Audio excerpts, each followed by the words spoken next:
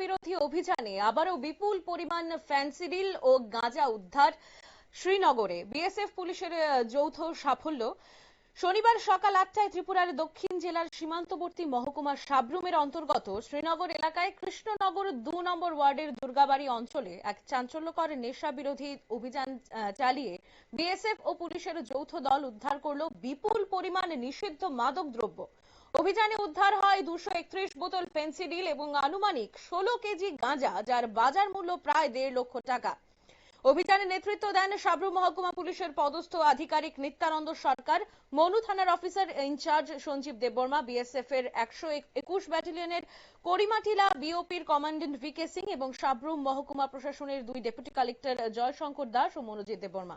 ঘটনার খবর পেয়ে ঘটনাস্থলে ছুটে আসেন বিএসএফ এর 121 নম্বর ব্যাটালিয়নের ডেপুটি কমান্ড্যান্ট রাজি আলম। তিনি ঘটনাস্থলে এসে গোটা ঘটনার বিশদ জেনে নেন এবং সেই জায়গা থেকে পুলিশ কি বলছেন শোনাবো।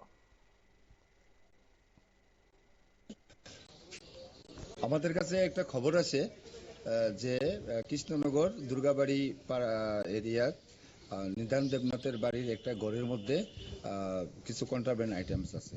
তো সেই মোতাবেক আমরা প্ল্যান করে এফএসএল টিম এবং এক্সিকিউটিভ ম্যাজিস্ট্রেট, তারপরে বিএসএফ, আমাদের পুলিশ, তারপরে মনোবাজার থানার ওসি, আমি নিজে আমরা এখানে ঘটনাস্থলে আসি।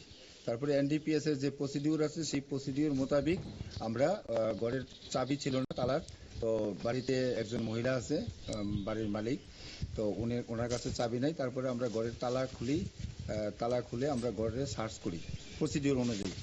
সার্চ করার পরে আমরা ঘর থেকে 15 কেজি 180 গ্রাম গাঞ্জা এবং 231 বোতল ফেন্সিডিল আমরা উদ্ধার করি। সেগুলি আমাদের যে নিয়ম অনুযায়ী এনডিপিএস এর, সেগুলিকে আমরা সিজার করি এক্সিকিউটিভ ম্যাজিস্ট্রেটের সামনে।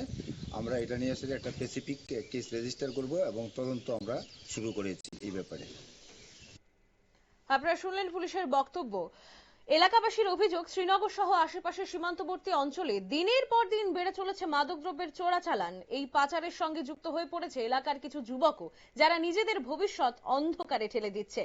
সরকার যখন নেশামুক্ত ভারত গঠনের জন্য সর্বস্তরে অভিযান চালাচ্ছে, তখন সীমান্তবর্তী এই অঞ্চলের এ ধরনের নেটওয়ার্কের সক্রিয়তা প্রশাসনের জন্য গভীর চিন্তার বিষয়। সীমান্ত এলাকায় নজরদারি আরো জোরদার করার দাবি জানিয়েছেন সচেতন মহল। এদিকে এই দুর্ঘটনার পর গোটা দুর্গাপাড়া এলাকা জুড়ে ছড়িয়েছে চাঞ্চল্য। গ্রামবাসীদের মুখে মুখে ঘুরছে একটাই প্রশ্ন, যে এর শেষ কোথায়। প্রশাসনের পক্ষ থেকে জানানো হয়েছে অভিযুক্তকে দ্রুত গ্রেপ্তার করে পুরো চক্রকে চিহ্নিত করার জন্য তদন্ত চলছে এবং ভবিষ্যতে আরো কঠোর পদক্ষেপ নেওয়া হবে। এই ধরনের ঘটনা কেবল আইন শৃঙ্খলার প্রশ্ন নয়, বরং এটি একটি সামাজিক মহাবিপদ। সরকারের নেশামুক্ত সমাজ গঠনের উদ্যোগকে সফল করতে শুধুমাত্র প্রশাসনের নয়, প্রয়োজন সাধারণ মানুষের সক্রিয় অংশগ্রহণ এবং সচেতনতা।